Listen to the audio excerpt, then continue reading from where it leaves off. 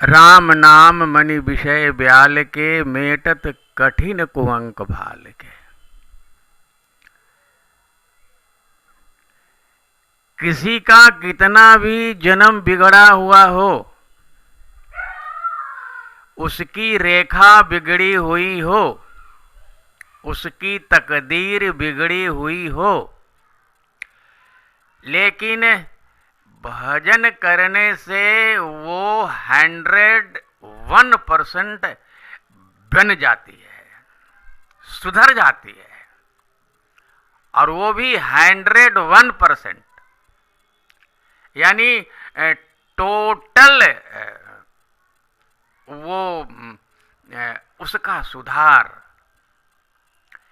केवल और केवल भजन से होता है और होते देखा गया है। हमारा ये शरीर पंच तत्व का बना हुआ है। क्षितिजल पावक गगन समीरा, पंच रचित अति अधम शरीरा। लेकिन ये है कितने दिन का? ये किसी भी दिन, किसी भी समय, किसी भी क्षण मिट्टी में मिल जाएगा। आप कुछ नहीं कर सकते हैं, आपके हाथ में कुछ नहीं है। You are 0/0। भजन करके सबरी जी की बन गई, मीरा जी की बन गई। भजन करते करते ध्रुव जी ध्रुवलोक पद को पा गए।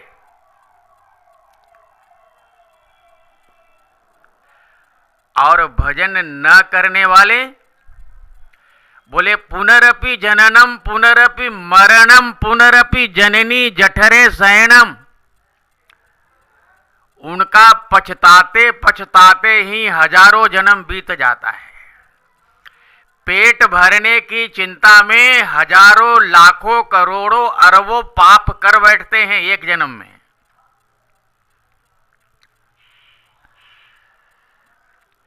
हम 4 दिन के लिए ही इस संसार में आए हैं और किसी भी समय कूच का नगाड़ा बजने वाला है। हमको जाने की अभी से तैयारी करनी है। तैयारी कैसी होगी? केवल खाने से, पीने से, सोने से, बच्चों में रहने से, परिवार में रहने से कूच का नगाड़ा बज जाएगा तो तैयारी हो जाएगी? किसी भी काल में, त्रिकाल में नहीं होगा।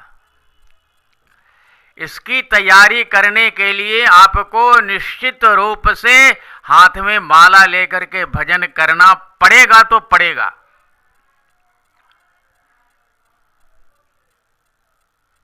हाथ में माला लीजिए, मुख से नाम, भगवान का नाम जपिए जो आपके गुरु ने दिया है। भगवान के चरण कमलों का ध्यान करिए। आपका परम पद आपके हाथ में आंवले की तरह रखा हुआ है, इसे कोई छीन नहीं सकता है। करके देखना नहीं चाहते हैं और सारा माल बिना कुछ किए हुए हड़प करना चाहते हैं। ठाकुर जी तक पहुंचने की मनसा रखते हैं और कर्म कुछ नहीं, पुरुषार्थ कुछ नहीं।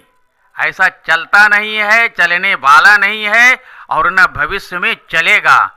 आपको वहां तक पहुंचने के लिए पुरुषार्थ करना है तो करना है, इसके अलावे और कोई चारा नहीं है।